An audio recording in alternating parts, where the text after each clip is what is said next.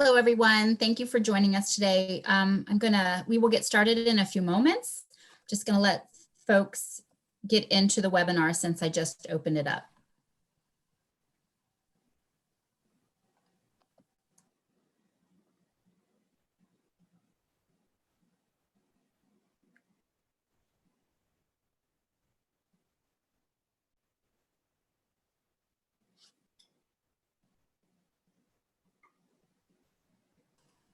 All right, that looks good. It looks like our participant number has kind of stopped increasing so quickly, so we'll go ahead and get started. Thank you for joining us today for the Campus Race to Zero Waste webinar on learn about tracking and reporting data for your competition this spring. So it's the 2021 competition. My name is Christy Jones. I work at National Wildlife Federation. We manage the Campus Race to Zero Waste competition, formerly known as Recyclemania. We took it over a couple years ago, so we're really excited about our third competition coming up this spring. And although we all know it'll be a little bit different this year, it's still going to be a great program. So we'll go ahead and jump in. Just to let you know, the webinar is being recorded. So if you need to take a look at it in the future, it will be posted on our website. I will share that link with you in a couple of days. And there will be a question and answer session at the end of the webinar, so we will open that up. If you can use the Q&A box for that, that would be great. Otherwise, if it's easier, you can also enter questions into the chat. And also, if you have questions throughout the webinar and you don't want to wait till the end, because I know sometimes you have a question, you don't want to lose track of it, please feel free to go ahead and enter it and we will keep track of it.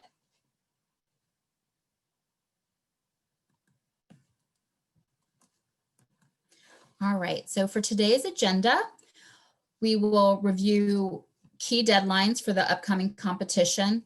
I will also cover each of the competition categories, including deadlines for reporting for each category, as well as what type of data needs to be tracked for each category. And as you know, that's different for the main categories and the special categories. Also talk a little bit about how to find your campus data. If you're new to the competition, that might be one of the key questions that you have. If you have participated in the competition in the past, that might be something you've already figured out, although things change from year to year. So hopefully this information you will find useful. I will also at the end of the webinar highlight resources available on the website that can help you with your competition and ensure success this year. I also have joining us today, Megan Wren from Endicott College. She will be talking about how their campus has done, participated in the competition in the past and what process they've used for the estimating weight. So the volume to weight conversion process, because that's really kind of the top question I get each year from campuses. Some of the colleges and universities that participate in the competition are able to get accurate data from their hauler. Many are not. And so that's one of the top questions we get. So we want to make sure we provide the information you need to make it as easy as possible for you for this spring. So Megan, thanks for joining us today. And then also I will highlight towards the end, and there'll be more information coming about this, is we're encouraging colleges and universities that aren't able to participate, aren't able to track waste for the competition this year, to launch online education and engagement campaigns during the competition timeframe, which is February and March. So I'll talk a little bit about that as well. All right, so moving into some key dates. The deadline for registration is January 31st. So we still have 2 full months that you can register for the competition if you haven't already. And then the competition begins on January 31st. As some of you may know, there are 2 preseason weeks, and what those are, they start on January 17th through the end of January. So that's 2 weeks, and they're not required. They're recommended because that gives you a chance to kind of get in the habit of entering in your data, ensuring that you're able to get the data that you need for the different categories that you've signed up for. The preseason data does not count towards the competition. It's really just a time for you to get in the habit and kind of work out any of the issues that you might have. Again, those are recommended, not required. So you don't have to, if you're not able to do it, it's no problem. The competition ends on March 27th. So essentially it's a 2-month competition, February through March. And then unofficial results will be posted April 16th in time for Earth Day. And then final results will be posted by the end of April. And the reason there's such a big several weeks after the competition closes to do the final results, after we close at the end of March, we give campuses a couple of weeks to go in and review your data and make any changes that you need to. And then once that is done, then we take a look at the top ranking campuses per each category. And then we do vetting. So what we do is we'll reach out to the top 1 to 2 campuses per each category, collect their data, and also set up a phone call with each of those campuses to kind of just talk through their competition. So that takes a little bit of time. So I always try to share that information. So you're, because it's probably kind of curious about why it takes so long for us to make the final decision on the top ranking campuses. So that is why. And I'm happy to answer any questions about that. And this full calendar of dates is on our website. There's a navigation called calendar. So all of that information is there if you need to know what those upcoming deadlines are. That calendar also includes all of the reporting deadlines throughout the competition, which I'll talk about in a few minutes. All right, so just kind of a quick overview of our categories. So for colleges and universities that are participating in the campus race to zero waste this spring, you can participate in 1 category or you can participate in 2 or more categories. So it's really flexible. We have 4 main categories: diversion, per capita, zero waste, and food organics. And then there are 4 special categories, and those are electronics, game day basketball, race to zero waste, 1 building challenge, and then the case study competition. And the case study competition, that is the category that we are going to ask folks to sign up for if you're unable to track any type of waste for the competition this year based on COVID impacts, staff capacity, health risks. As we all know, it's an unusual year. So if you're not able to track waste for the competition, but you really would like to participate, we're encouraging campuses to host online campaigns, online engagement and education campaigns.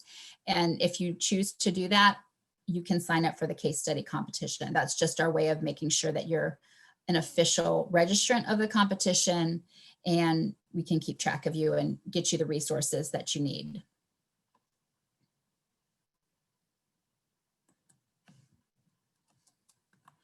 All right, so this slide it focuses on our 4 categories, our 4 main categories. And so that means you will be reporting for 8 weeks of the competition. And so if you participate in diversion, you will be tracking and reporting on your total recycling, your trash, and your food. And so recyclables includes paper, cardboard, bottles, and cans. If you are participating in per capita, that is recycling only. So you will report on your paper, your cardboard, your bottles, and your cans. Zero waste, now that category, there's more details on the website. So that is a new category. This is our 2nd year we're offering that category.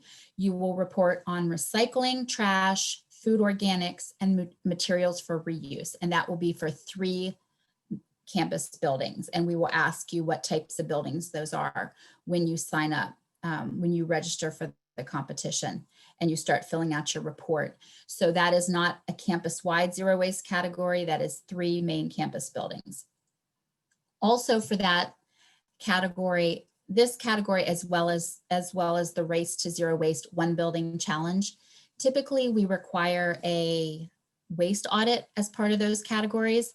That is waived for 2021. So that information is posted on the website. So please do not worry about that. Of course, you're more than welcome to host a waste audit with your campus if you'd like to this spring, but that is not required. So please don't worry about that. And then our 4th main category is food organics. So you will be reporting on food waste that you are donating for people, for animals, used for biofuels, as well as composting.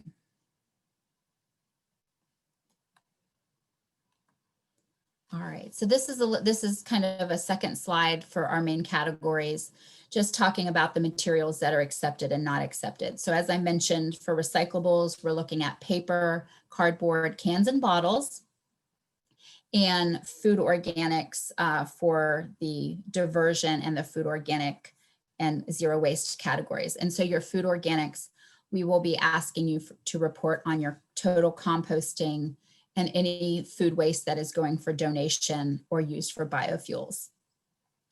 So just to highlight some of the materials that are not accepted, that includes appliances, scrap metals, yard waste, construction waste. One of the starred materials here is electronics. Electronics can be part of your special category, the electronics category. Now there is kind of a note to these. If you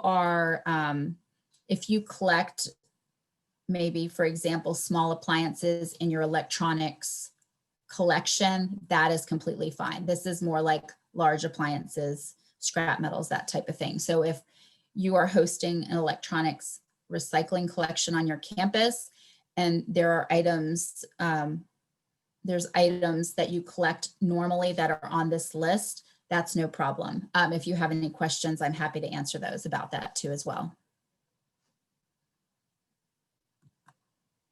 All right, so getting into the reporting for the 8-week competition. Again, it's 8 weeks. It starts January 31st through the end of March.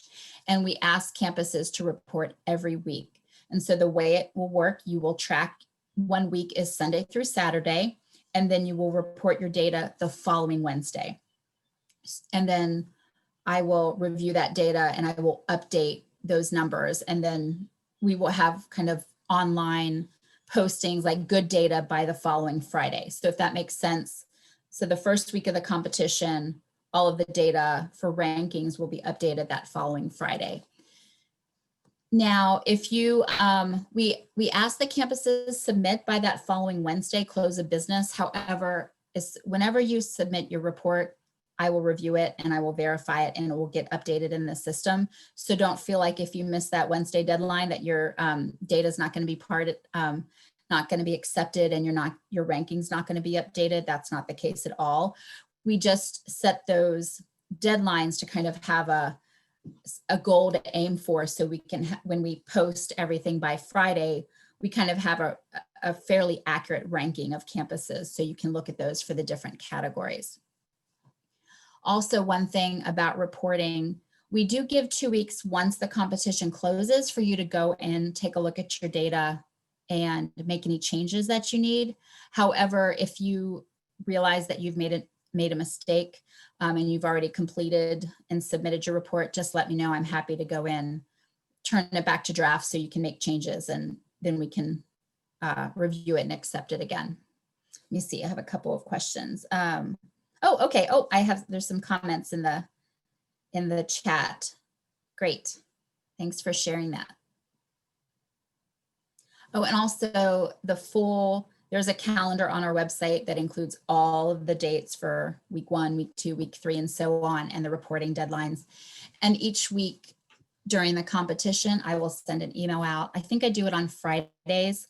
I will send it out every Friday with all of the links and the upcoming deadlines. So I try to make it as easy as possible for you to keep up with the deadlines, but also not, I guess, burden you with too much information coming at you. So if once those communications start, if you have any questions or if there's information you think would be really helpful for you to have on a weekly basis or on a regular basis, please let me know. I'd appreciate that. All right, so some of the traditional, for the categories, some of the tracking rules that we have, and we have a full list of rules on the website. I already talked a little bit about our preseason versus the official competition. Preseason, 2 weeks at the end of January, not required. They are recommended. The official competition is February through March. Most of the categories are in the entire campus. So for food organics, per capita recycling and diversion are generated for the entire campus. The only exception is our zero waste 8-week category. We're looking at 3 campus buildings for that. We kind of note here that, you know, you're not saving materials to then recycle during the competition. So I've actually never heard of that happening, but we we still mention it. And so, because the idea of the competition is just to really get a good idea of what waste is being sent to the landfill, what is being recycled, for you to identify areas of improvement for your campus. And this last bullet, I really wanted to highlight for folks, because this is an unusual year. Many campuses are not at full capacity. Whenever you register, you enter in your student and staff full-time equivalency. So your total student and staff, you know, on campus. We provide a resource sheet during registration that you can click on and get your total numbers and enter it in. That data sheet is from the National Center for Education Statistics. It is probably from 2019. So it's not an accurate picture of your students and staff on campus, most likely for the spring. So I encourage you to check with your admissions office or check with your operations staff, you know, check with whoever might have that data to get a good idea of students and staff on campus and enter in that number. And just make a note, there's a box in the registration form that gives you the option to make a note. Just make a note of where you got that data. And if you need to go back into your registration form in January, for example, to make a change, because things are changing so often right now, you might need to do that in January. Just let me know. I can open up your registration. You can go in and make the change. And so you're entering the competition with accurate numbers, you know, as best as you can. All right, so I'm gonna try to move a little bit more quickly so we can get to Megan. Okay, so this slide covers our special categories. So they're a little bit different. There's tracking is a little bit different. The weight or the waste that you're looking at is a little bit different. So the first one on the list is electronics. So all of our special categories are one-time reporting. You do not have to report every week for 8 weeks. It's one-time reporting. That reporting has to be done before the end of the competition. So it has to be done by March 27th. So electronics, we're looking at 1 month tracking. So you can have a 2-day collection period event, a two-day event. You can have a 1 week event, or you can have a full month event. It's completely up to you. You will collect that data and you will submit it by the end of the competition. And as I mentioned on electronics, there's more details on the website, but as far as what materials are accepted, whatever materials are accepted in your regular electronics recycling program, whatever your hauler will accept is just fine. So on game day basketball, not sure how this category is going to look like for this spring, but it's still open for campuses that will be having basketball games. So what this category is, it's focused on one game, one home basketball game, and there are 2 categories, so a diversion and a per capita. So if you are having an audience at your games, you can participate in that. And for diversion, it's not based on per capita, it's not based on how many people attend, but it is obviously based on waste. So if you don't have a lot of people attending, again, we'll just have to wait and see. But this is one home game, and it's looking at trash, food organics, and recyclables. All right, so the Race to Zero Waste building. So this is one building challenge. This is 4 weeks. So we say 4 weeks, 1 month. So, you know, I'm not sure why we changed the language, but we're looking at 4-week tracking, one building. And then you will track your recyclables from that building, your trash from that building, food organics, and also your materials for reuse. Again, all of that information, all of that data needs to be submitted by the end of the competition. All right, so I have a question. Yeah, if you participated last year, yeah, we do ask campuses that you need to register each year for the competition. And that's really to, you might make a change on what categories you participate in. There might be different main contacts. So yes, if you're able to register and complete the registration information survey for 2021, that would be great. If you have any issues with the retrack system, just let me know. All right. So who has the data?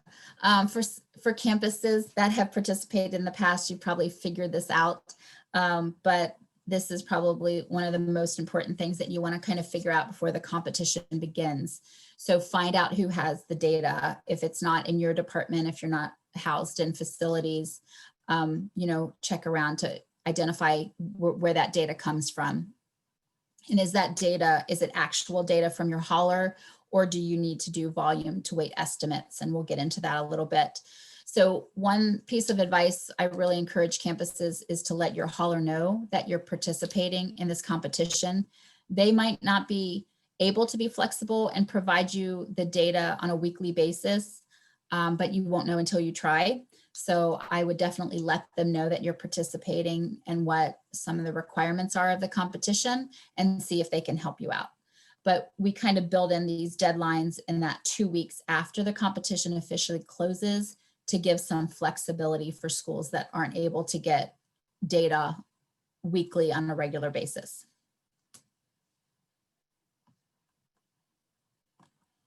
All right, so tracking weights. Again, actual weights coming from your hauler is probably the easiest if you get that. If not, then you will need to do estimates. And now, so there's a couple of different options for that. Before the competition starts, you can weigh some of your bins to get an average weight of what a bin will weigh when it's half full and what it will weigh when it's completely full. And you'll have to make sure that, you're weighing bins that are holding paper, holding, mixed recyclables, that type of thing, cans and bottles. So if you decide to go that route, I would suggest taking very good records when you do that weighing, doing that testing, and take photos and mark when that's happening so you can remember exactly what you took a photo of, what you weighed, what does half full look like, what does full look like. Kind of the second option is very similar. Weigh several bags of waste and get an average weight of what a bag would be. Again, that you want to kind of look at the materials that you're weighing as well. The third option is you can use the EPA volume to weight conversion table. That is available on our website, and I'm happy to help you with that if you need it. But that kind of gives you some ideas on what certain materials will weigh, and then you can do the conversion to kind of estimate what your waste will weigh if you're not able to weigh it yourself on campus, or your hauler is unable to weigh it for you.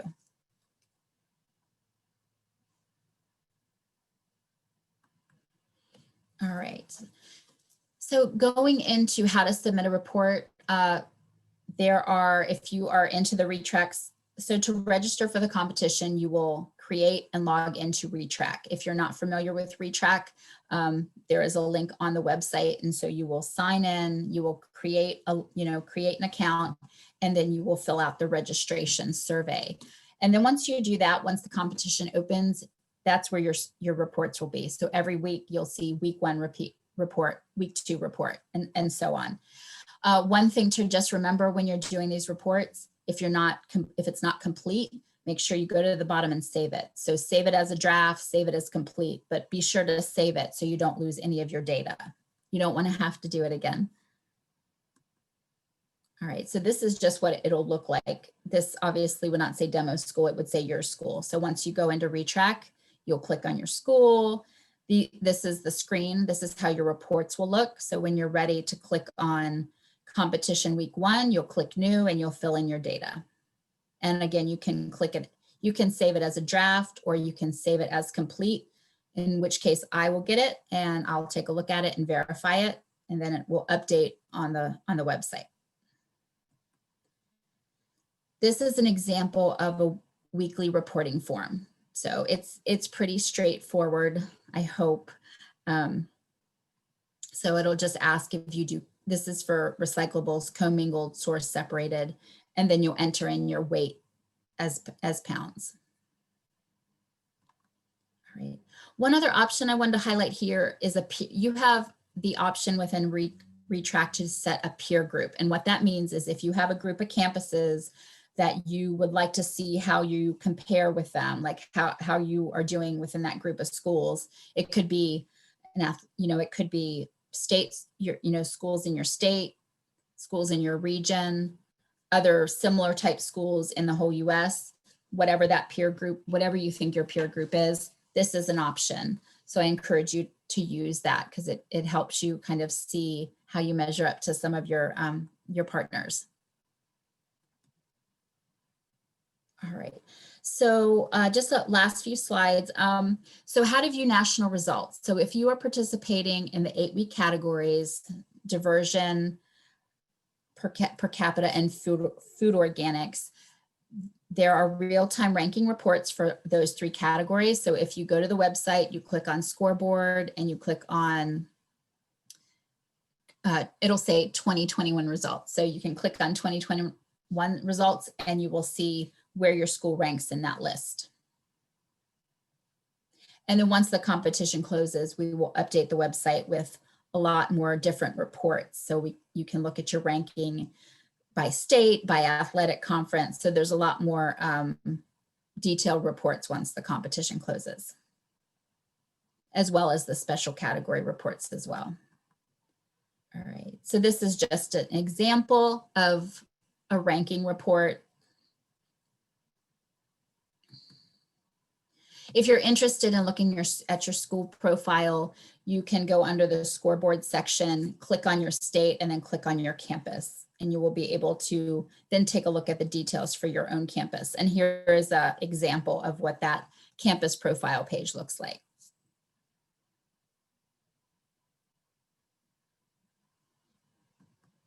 All right, so Megan, I talked a lot longer than I meant to.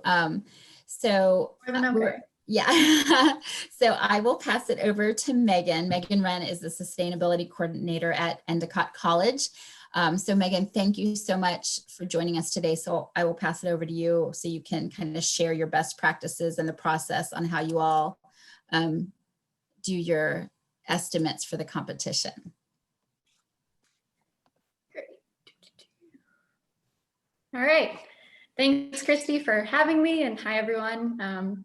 Like Christy mentioned, my name is Megan, and I am the Sustainability Coordinator at Endicott College. For those of you who may not have heard of it, it's a 4-year private college on the North Shore of Massachusetts, so it's about 20 miles north of Boston. It started in 1939 as a 2-year women's college and is now a co-ed 4-year undergraduate and graduate college. To give you an idea of size, it's about 60 buildings that we have on our campus, ranging from academic buildings to smaller homes that have been converted into residence halls. So have the full range of that. And we're lucky enough to be right on the coast. So we actually have 3 beaches that are a part of our campus on one side. And then we have forests and a few miles of trails on the other side. So we're right in a really great set of environmental surroundings. So that's a big part of the reason why we are so passionate about this and care about the environment around us and have participated in the Campus Race to Zero Waste in the past, or Recyclemania. So this is our 9th year participating in the competition, and it's my 4th year as our campus liaison, or whatever the title is. But yeah, excited to be here. Ooh. I'm having trouble advancing this slide. Click on the screen and then see if it moves. Oh, there we go. Okay. It's a little slow. Okay, so, oh, that's not what I meant to do.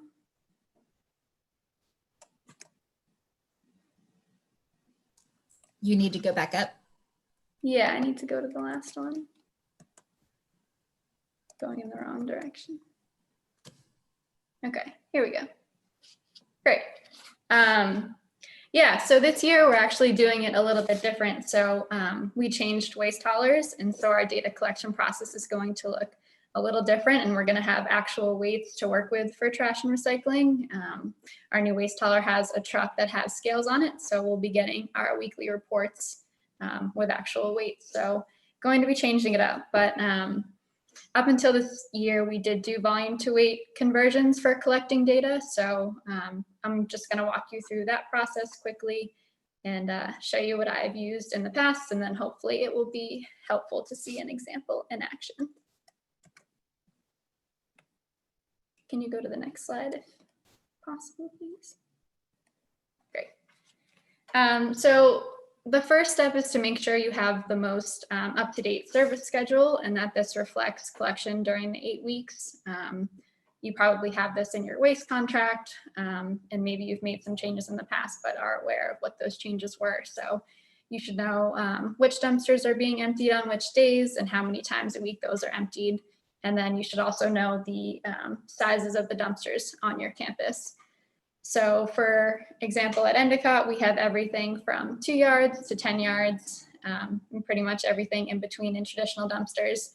We have some 2-yard compactors in residence halls that we have to account for in our calculations. And yeah, some of them are emptied once a week and some of them are emptied 5 times a week. So just having a handle of what this looks like and yeah, how often things are emptied can make for more accurate calculations. Next slide, please. And then the next step is to figure out which conversion factors you're going to use. So up until a few years ago, we used to use the standard conversion factors that you can get from charts like this one that you can see on the right of the slide. Christy mentioned it earlier, but this is from that EPA volume to weight conversion factors document. And this is, yeah, a snapshot from that. So this is from April 2016, so it's a little bit outdated, but it's meant to provide conversion factors that state and local governments can use around the country to estimate their waste and recycling. So how it works is you look through the document to find which category you're looking for that best matches the material you're measuring and the source that it's coming from. So for example, if you look at the chart, you can see the mixed containers, the one with the plastic bottles, aluminum cans, steel cans, glass bottles, cardboard, and paper. And if you look under campus recyclables, you can see that each cubic yard is an estimated 92 pounds. So that would be your conversion factor. And I think like Christy said, this is on their website and it's also on the EPA website if you want to look at the full chart. But so one of the problems with this is that these numbers were measured when glass was more prevalent in recycling, or at least that's what I've learned over the years. So it does have the potential to overestimate the weight of your recyclables. So if you are able to, a better and more accurate way to go about the process is to get conversion factors from either your waste hauler or through your own measuring. So obviously measuring it yourself would take a little bit more time, but if you have the time and the resources, you can take weight samples from your campus to figure out an average weight per cubic yard of volume or whatever unit of volume you're using, and you can use this for your calculations. So what we've actually used for the past 2 years is numbers that we got from our waste hauler. So like Christy mentioned, we talked to them about it and tried to figure out a better way to get accurate data from them and to work together, even if they didn't have scales in their trucks or ways to measure exactly what was coming out of campus to at least make our numbers more accurate. So they provided us with the average pounds per yard that they were seeing on our campus for trash and recycling based on the building type. So I think recycling ended up being like 40 pounds per yard on average across the board. And then trash ranged from 70 to 90 pounds per yard, depending on what kind of building it was coming from. So office buildings, for example, were on the lower end, I think, because it was assumed that they would have things like paper or, well, paper that wasn't recycled and things like that. And our dining hall was on the heavier end at 90 pounds per yard, I think because they assumed that they would have food waste in them. But we do have a robust compost program on campus. So probably not much food in that, hopefully. But yeah, so we made the decision to switch from those standard conversion factors to the numbers that were coming from our waste hauler. And it did at first affect our numbers. It made it look like we were not doing as well in recycling, or that we were doing worse, because even though we hadn't really done anything differently, we were switching to those lower conversion factors. So yeah, it made our recycling look like it was not as much, but we did just make the decision to be more accurate going forward and stuck to that. And then hopefully it will be even more accurate this year when we have our actual weights. But that's kind of the evolution of how those were chosen and how that started. Next slide, please. Okay, yeah, so with the service schedule and the conversion factors, you would have everything that you need to do your volunteer weight conversions, but this does assume that every dumpster is 100% full every time that it is picked up. And that would be ideal in an efficient system, but it's just usually not the case. At least it's not the case on our campus. So what I do every year is I go out 2 to 3 times per week in the morning to monitor the dumpsters around campus to record how full they are. So I have a set loop that I follow, and I go around to each one before it is picked up that morning. And I go up to it, I empty the lid, I eyeball it to see how much is in there, and then I assign a number to it. So yeah, for example, if it's 25% full, I'll write that down, and then it'll be 0.25 later on in the calculations. And so yeah, if a dumpster is emptied 3 times a week, I'll look at it that morning before it's dumped, record how full it is. And then at the end of the week, say I have 2 or 3 measurements for that location, I'll average those together to get an average percent full for that spot. And this, as you can see on the bottom, just the location, trash percent full and recycling percent full. That's just an example of what my notepad looks like when I go around and look at the dumpsters. So I can mark that up pretty easily. And it is a judgment call, but since it is just me going around and looking at the dumpsters, it's pretty consistent.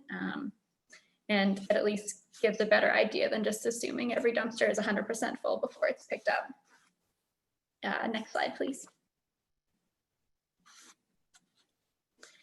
And then, yeah, so after that, you have everything to measure your trash and recycling weights for your campus. So this spreadsheet is an example of how you can calculate the weights for each location. You can see on the bottom that I have a tab for each week. It ends at week 6 because the pandemic cut us short last year. But yeah, at least got through 6 weeks. And then food waste, we do a different way and is its own animal. But there is a row for each dumpster location on the spreadsheet. You can ignore some of the stuff that's more Endicott specific. So basically, you just use the dumpster size and the pickups per week to get the total cubic yards per week as an estimate. And then you multiply that by your conversion factor in pounds per yards to turn the pounds per yard to turn it into weight data. And then after you have that number, you multiply it by how full the dumpster is on average when it gets dumped. And so you'll have a total number for each location. And then at the end of the week, you can add these up to get a total pounds per week for each location, or for your campus, sorry. And then you'll have 2 separate numbers for trash and recycling.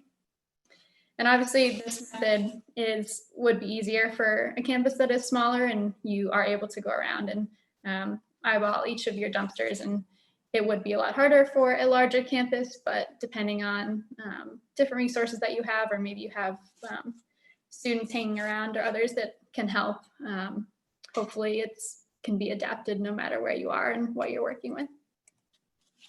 Next slide, please. So this is my last slide. I wanted to mention that one of the reasons that we find this competition so valuable is that it gives us a reason to consistently collect this data where we might not otherwise potentially. And having it does prove useful for other things besides the competition. So for example, I use it for a section of our annual solid waste report that I write every year. And then we also use it for recommendations and cost savings. So looking at where we can decrease dumpster sizes and the number of pickups to save money, basically. And And then we also have students who use it in their projects. So I, for example, have a student right now, she's doing engagement course and a project for that course having to do with waste generation due to the pandemic. And she's taking the data from last year and going around and collecting her own data this fall to see how waste generation has changed and if things like extra takeout containers or anything like that have affected how much trash and recycling we have on campus. So that's also pretty cool. And next slide, please. That's it. So yeah, thanks again for having me. I'm happy to answer any questions if they come up. I think we're saving that for the end, but you can also feel free to reach out to our Office of Sustainability email. It's just sustainability@endicott.edu if you have any questions or want to chat about anything. Megan, thank you so much for that presentation. That was really helpful. I actually learned quite a bit. And just so folks, we recorded this, and so I'll be able to, you'll be able to look at, have access to Megan's charts and slides on the website, which I think will be really useful. And one point I wanted to make before I get into the next slides and we open up for Q&A is you made a really good point about, so your campus in the past has done estimates, and now you're getting, you'll have accurate numbers for 2021. And also you made a point that you were using EPA conversion factors and then you requested them from your own hauler. So it's a good point and important to note that somewhere in your records. So whenever you're looking at data from year to year from the competition, or if new people are joining the team or there's staff turnover, just ensure that you document that kind of stuff so there's no questions on why all of a sudden your recyclables aren't as much. But that's not the case. It's just the glass, there's that glass. There's not as much glass in the recyclables, so it weighs less. And so I'm just trying to think of an easy way to do that. You can, there are notes sections within ReTrack that you can make notes about that, but I definitely encourage you to make notes like that in your own in your own records, your Excel spreadsheets, whatever it is, so you can understand why there might kind of be some of these big differences over the years. Because people, if they're looking at your past data, they'll probably ask that question. All right, so let's go through just a couple more slides. I just want to highlight a few resources and then we can open up. I see a couple questions coming in. All right, so I wanted to highlight our resources that are online for colleges and universities that are participating in the competition. So a few things, there's a planning checklist on the website. So that just has a lot of information about gathering your team, identifying what resources you need for the competition, whether that's tracking down who has your data, or maybe tracking down some expertise that you need to be successful, design expertise, communications expertise, whatever that is. There's information on all of the rules per categories on the website, as well as a lot of ideas about different activities you can have as part of your competition.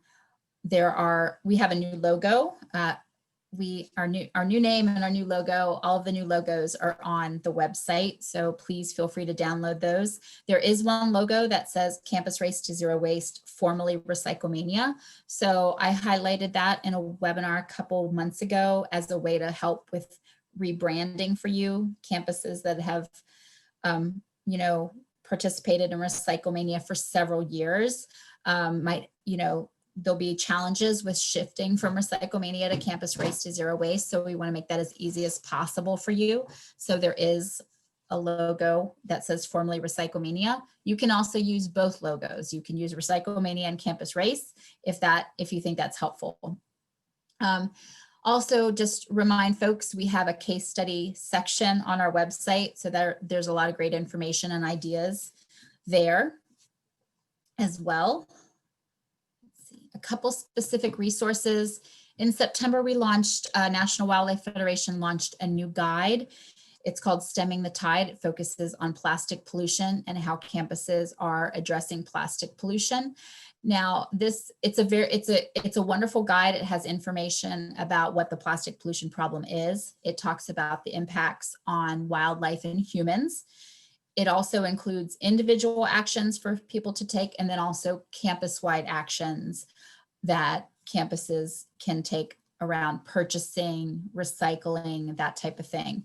A lot of the ideas in the guide are in person. So, but there is a lot of online ideas as well, like virtual ideas that maybe you can use this spring. But one of the things I have been kind of highlighting about this guide is that this academic year is different. Not all schools might be at full capacity, but hopefully the next academic year we will. So, if you want to start planning for the next academic year, it has a lot of great information in it. And it's a really good resource to help tie your campus efforts into the natural environment, like to the positive impact you're making on wildlife and the environment. I mean, Megan, you mentioned that earlier, you all are in a beautiful location. I made a note of that for my daughter, who's only 5, but we need to get that list of colleges ready for her. I'll give her a tour happily. I know, it sounds wonderful. And then her mom and dad can come visit. But yeah, so it's important to kind of connect why it's so important to be sustainable and reduce your waste. So this guide has a lot of information that you might find useful. Right. Second guide. So this we released last year. It focuses on student leaders. It's an activity guide for freshmen, dorm dwellers, and other student leaders.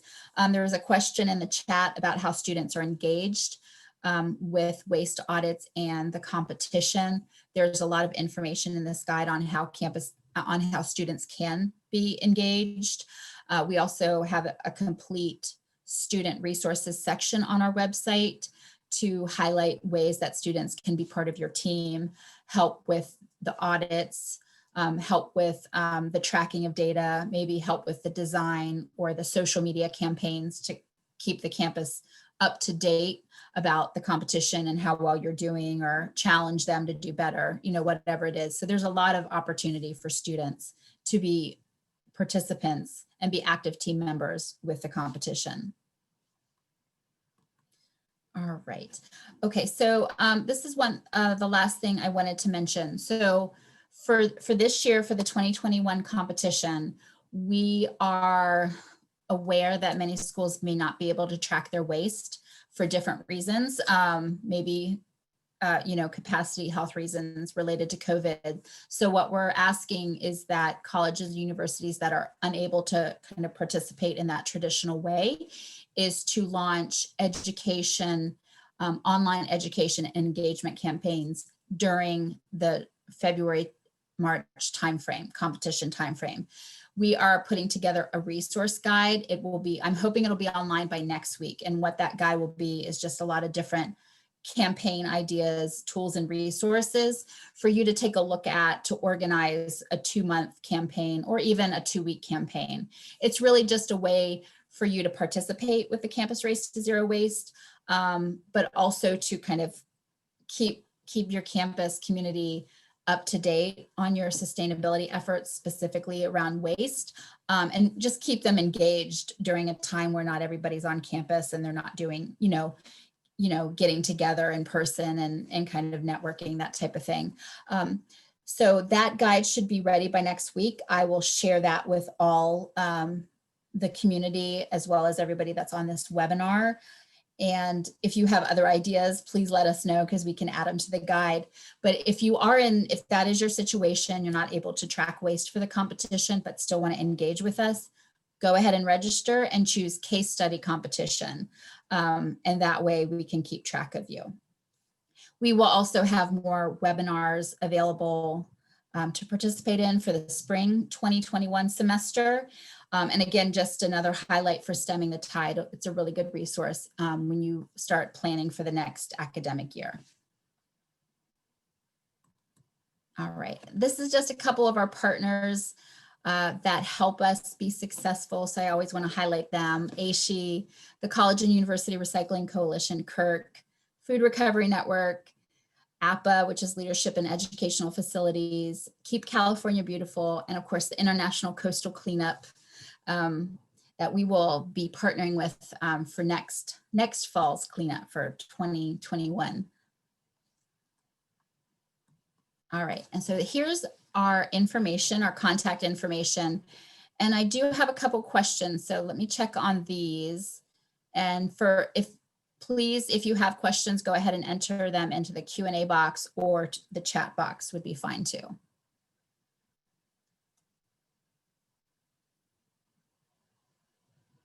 All right, so I have a question. It says, for game day basketball this year, all of our games are double headers, 2 games in 1 day. Is it okay if the weights are combined? Let's see, Anna, I think, let me think about that and check the rules. I have a feeling that it's probably best if it's not, but I want to work with you to figure out the easiest way. So I will connect with you after the webinar and figure that out. I'll make sure I don't lose track of your question. Just make a note. All right. And then we had a second question. Oh, also, we will have a home football game, but not home basketball during the competition period this year. Would it be possible to substitute these events given the unusual athletic schedules? I was, in the past, we've actually let folks know that they could use the game day basketball category for other sports. The only caveat is that you wouldn't be able to probably officially win the category because the sport, it's set up differently. Like if we created a game day football category as part of the competition, it'd probably be a little bit different. But my answer is definitely yes. But this is another question. Let me think about it, because we want to be as flexible as possible for this competition year. Well, we always want to be flexible, but definitely for the spring, because we want folks to be able to participate and engage your campus, because I know how important that is. So Olivia, the answer is yes, you absolutely can use that category. Let me just think through if there's any issues that might pop up with it being football, not basketball. So I will follow back up with you offline as well.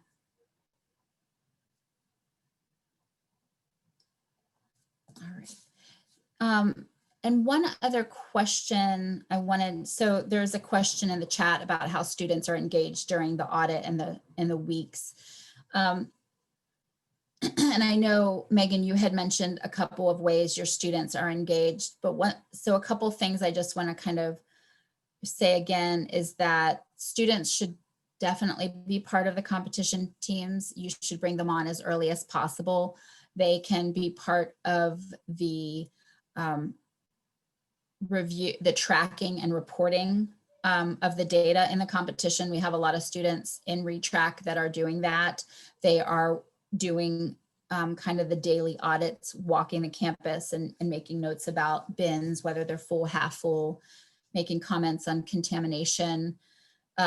Also, especially, there's always a big social media online component to all competitions to ensure the campus is engaged and aware that their school is participating in Campus Race. So that's always a great opportunity to get students involved, give them the opportunity to use their social media skills or their creativity skills. Also, we have on the website, there is a separate page that focuses on student resources. And one of them is it's another program with the National Wildlife Federation. It's called Eco Leaders, but we have certification opportunities as part of that. And one of them is connected to the Campus Race to Zero Waste. So it's students can earn a leadership certification that they can share on their resume as part of the competition. So I encourage you to check that out. There's a lot of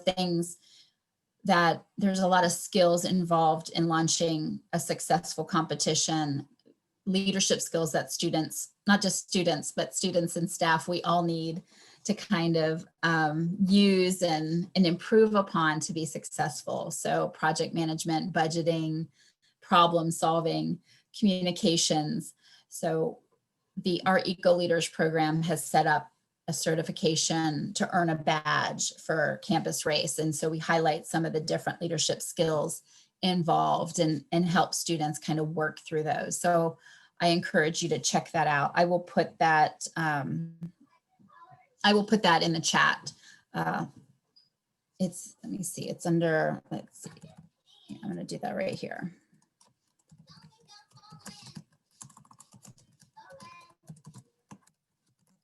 All right. It's under resources.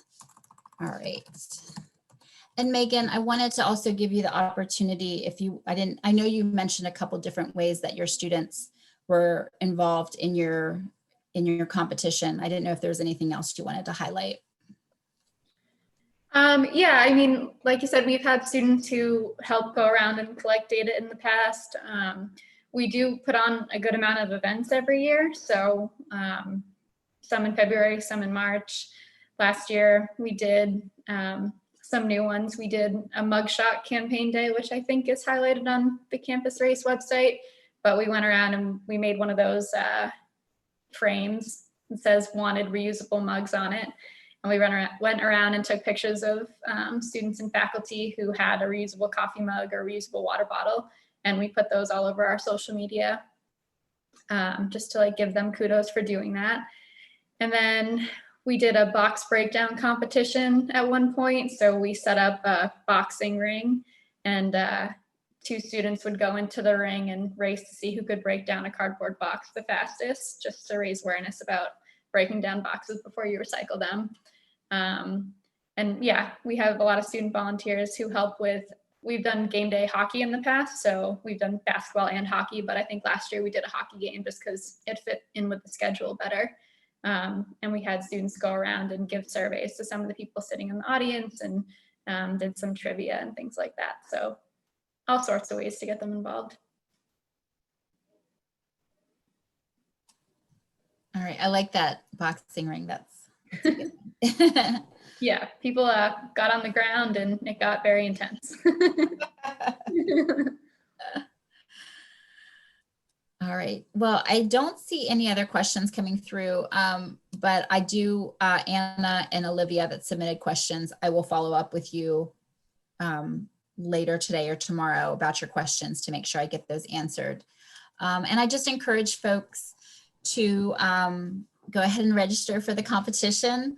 I hope you'll join us for 2021. If you have any questions or want to kind of just talk through the best way for you to compete in the spring competition, whether it's, tracking your waste or it's an online engagement, please reach out to me. We can set up a time to chat and kind of talk that through. This, like I said, this webinar was recorded. I will get it posted hopefully by tomorrow or Monday, and then I will send that link out by email. And also stay tuned for an email blast next week with the guide I mentioned, kind of the new resource guide. It's not going to be super long, but just some ideas on and resources that you can use to launch an online campaign during the competition timeframe next spring if you're not able to track waste as part of one of the other categories. All right. Hey, well, Megan, thank you so much for presenting today. It was great. You had a lot of good information to share, so thank you. Thanks for having me. All right. Well, everybody, thanks again for joining and have a good rest of your day. Take care.